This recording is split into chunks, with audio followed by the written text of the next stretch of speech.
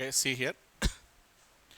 A villager went to meet his uncle in another village situated 5 kilometers away in the northeast direction of his own village. From there, he came to meet his father-in-law, village living in a village and a village situated 4 kilometers in the south of his uncle's village. How far and in what direction is he now అన్నాడు. So మనకి according to our diagram, this is our diagram. మనం already చెప్పుకున్నాం, ఇది పైకి ఎప్పుడు కూడా north ఉంటుంది, కిందికి సౌత్ ఉంటుంది, ఇది ఈస్ట్ ఉంటుంది, ఇది వెస్ట్ ఉంటుంది మనకు తెలుసు. ఎప్పుడు కూడా మన స్టార్టింగ్ పాయింట్ ఈ మిడ్ పాయింటే, ఏ ప్రాబ్లం చేసినా మిడ్ పాయింట్ మన స్టార్టింగ్ పాయింట్ అవుతుంది. ఇక్కడి నుంచి మనోడు విలేజర్ ఎక్కడ స్టార్ట్ యాడిపోయాడు అంటే, a villager went to meet his uncle in another village sited 5 kilometers away in the north east direction. అంటే ఇది నార్త్ ఈస్ట్ డైరెక్షన్. ఇలా మూవ్ అయ్యాడు. ఎంత మూవ్ అయ్యాడు? 5 kilometers మూవ్ అయ్యాడు. మనోడు ఇప్పుడు ఇక్కడ నార్త్ ఈస్ట్ అంటే ఇక్కడ 5 kilometers మూవ్. ఇక్కడ వాళ్ళ అంకుల్ విలేజ్ ఉంది. అక్కడికి పోయిన తర్వాత వాడికి ఏమనిపించింది అంటే, ఎలాగో దాకా మా అంకుల్ దాకా వచ్చాను, I will go to my father in law village, అంటే మా మామగారింటికి వెళ్ళిపోదామని డిసైడ్ చేసుకున్నాడు.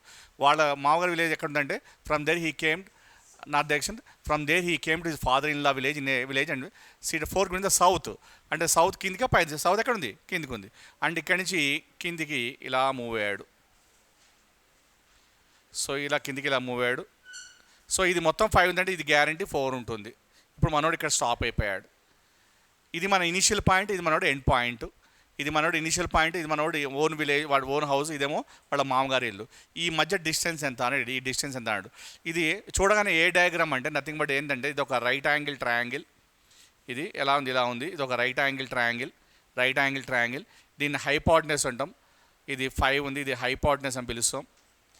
దీన్నేమో ఆపోజిట్ సైడ్ అని పిలుస్తాం. ఇది 4 ఉంది. అడ్జసెంట్ సైడ్ మనం కనుక్కోవాలి.